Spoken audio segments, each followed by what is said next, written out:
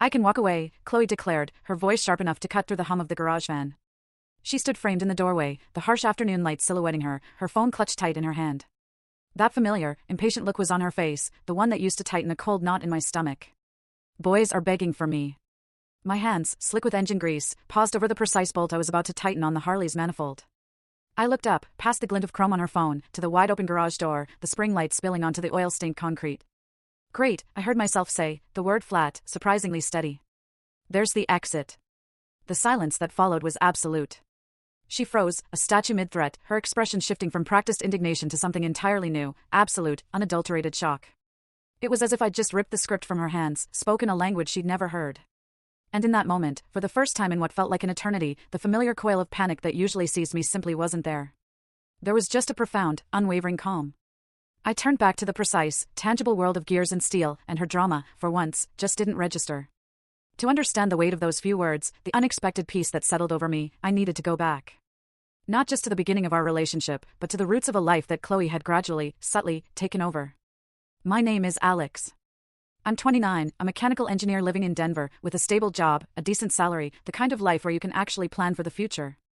I've always been drawn to how things work, to the methodical satisfaction of problem-solving with my hands. My garage, filled with tools and parts, had become a refuge, especially after I'd bought that old Harley. There's something incredibly therapeutic about tearing down an engine, meticulously tracing electrical issues, getting everything to hum perfectly again. Engines, I've learned, don't manipulate you. They either run, or they don't.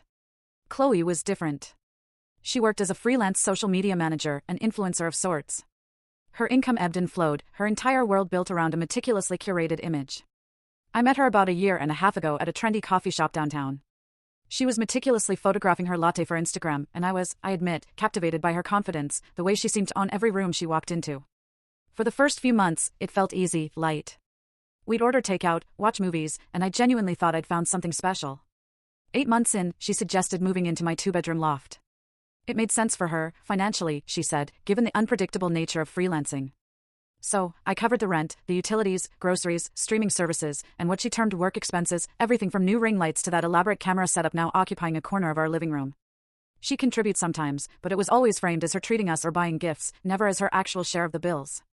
It was a subtle shift, a quiet redefinition of responsibility, but one I overlooked because, well, I cared. The real problem, the insidious erosion of my peace, started small. We'd be deciding dinner, and if I suggested something she didn't immediately like, her mood would just *shift, don't miss the twist bottom left, full story.